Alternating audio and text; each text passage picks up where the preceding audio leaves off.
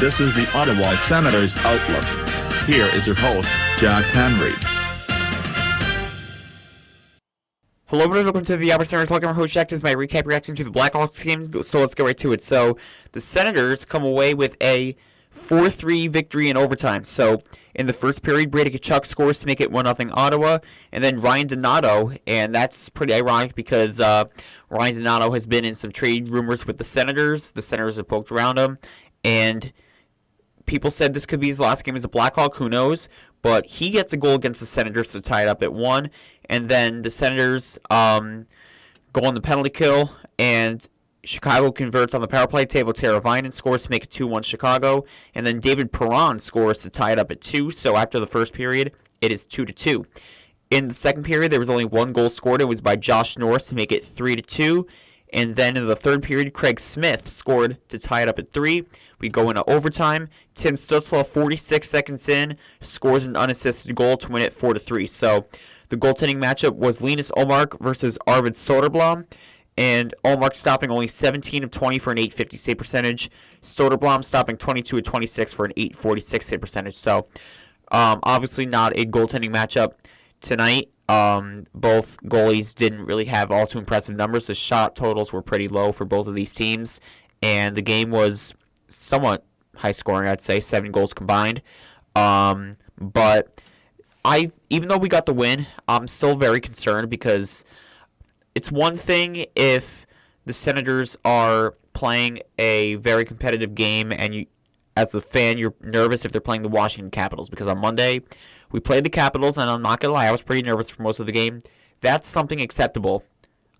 I should not be nervous about going toe-to-toe with the Chicago Blackhawks. Like, let's be real.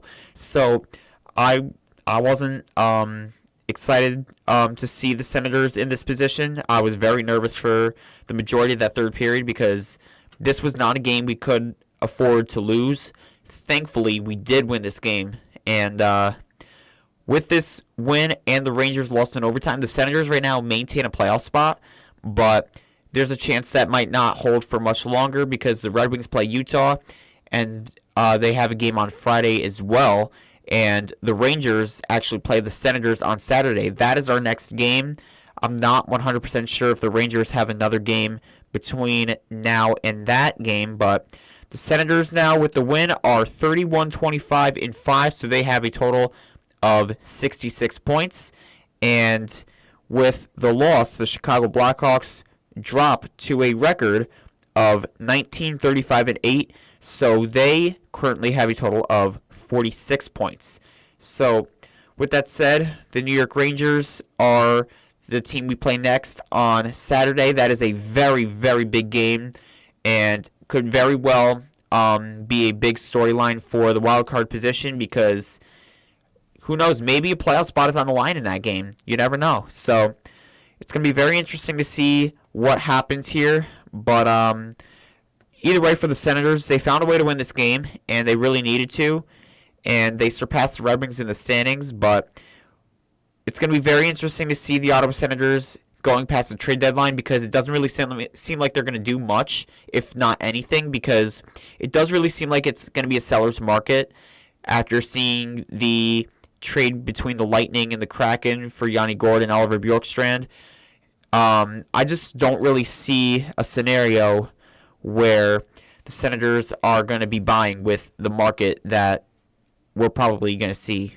Heck, Ryan Donato might even go for a first-round pick. That's how ridiculous it is. So I'd rather stay the course than overpay for a rental, and I think that's just a smart way to go. So if anything, I think the Senators are going to be staying pat and hoping for the best. I do think Steve Staios wants to give the team the shot with the core to potentially break through and make the playoffs. I think they're definitely capable of it. We saw Josh Norris score. He's been pretty solid on all other fronts, like penalty kill, defense. Drake Batherson had 2 assists in this game, so he sort of had a bounce-back effort, I'd say.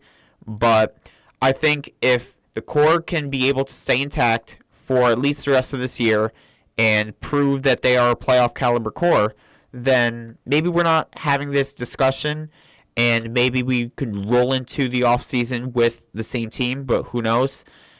I'm just very curious to see how things move forward for the rest of the season, because even though we're in a wildcard spot, it is definitely far from over, and anything could change in the matter between now and April 17th, which is our last game of the regular season. So I'll just leave it like that. Comment down below your thoughts on this game against the Blackhawks.